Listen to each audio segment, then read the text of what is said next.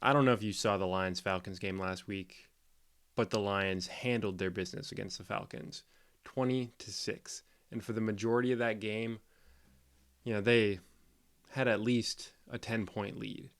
Really from the second, like middle of the second quarter onward, there was no looking back for the Lions. Does that concern you as a Packers fan?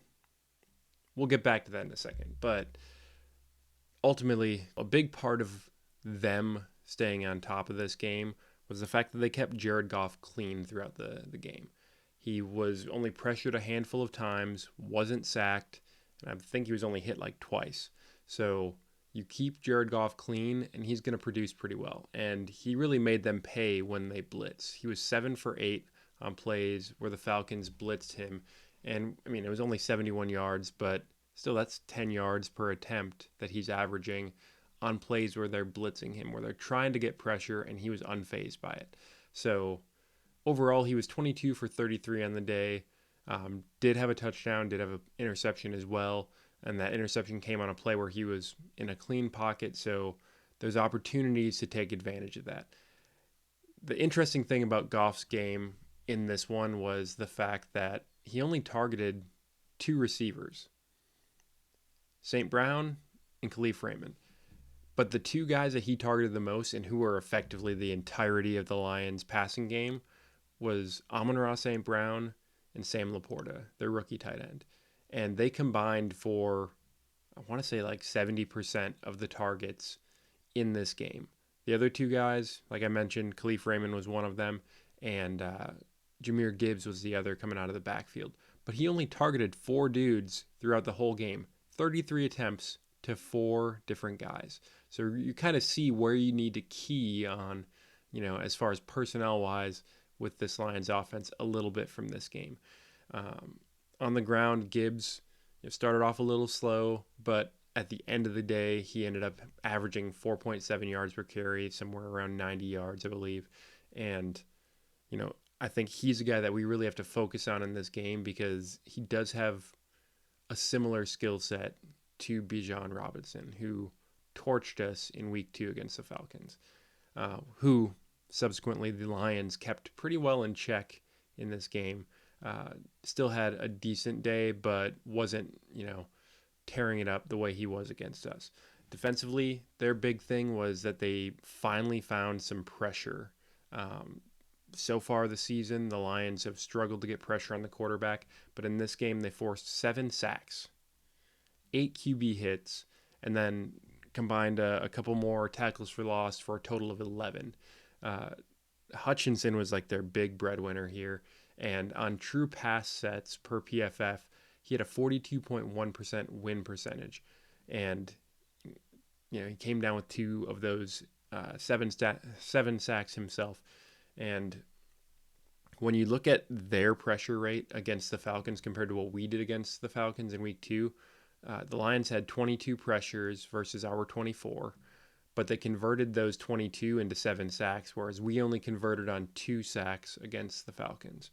And they hit the quarterback twice. We hit Ritter 4 times, and they hurried him 13 versus 18 hurries that we had. So relatively comparable numbers across the board, minus that sack conversion rate. And that's where I think they really did a better job of keeping Ritter contained and in the pocket. I think the Lions saw how much he broke contain against the Packers defense and kind of took that into account when they were game planning for this game because they didn't let him get outside too much. And they brought a lot of pressure up the middle, which was a weak spot of that Falcons offensive line.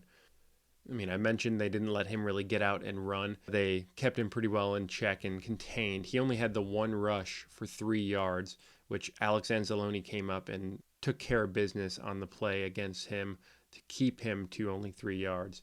Whereas he ran for five times for 39 yards against the Packers in week 2. So let's circle back around to this question. Are we concerned or are you concerned about how easily the Lions handled their business against the Falcons compared to how we ended up squandering that lead in the fourth quarter against them? Leave me a comment down below. Let me know what you're thinking about that and what most concerns you going into this matchup. But for me overall, I'm not that concerned. Like, we did handle our business for 3 quarters against the Falcons.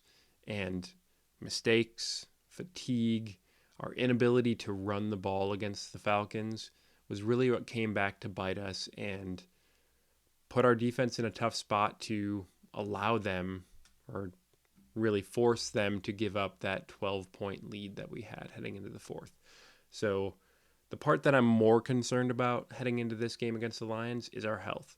And you saw the injury report coming out of the game against the Saints this past week. But not to mention that the guys that we just didn't have suit up at all. So the Aaron Jones and Christian Watson on offense. Are we going to see one or both of them return in this game? The preliminary injury report for Monday, which didn't have a practice, would have seen Aaron Jones limited and Christian Watson not participating at all. So is that a sign that maybe Watson isn't going to be ready to go in this game? I did hear some rumor mill that Jones is possibly going to be going in this game. So I hope that turns out to be true, because he would be invaluable for us to be able to run the ball against this Lions team, who has a pretty decent defensive front and will be a tough task to run against them.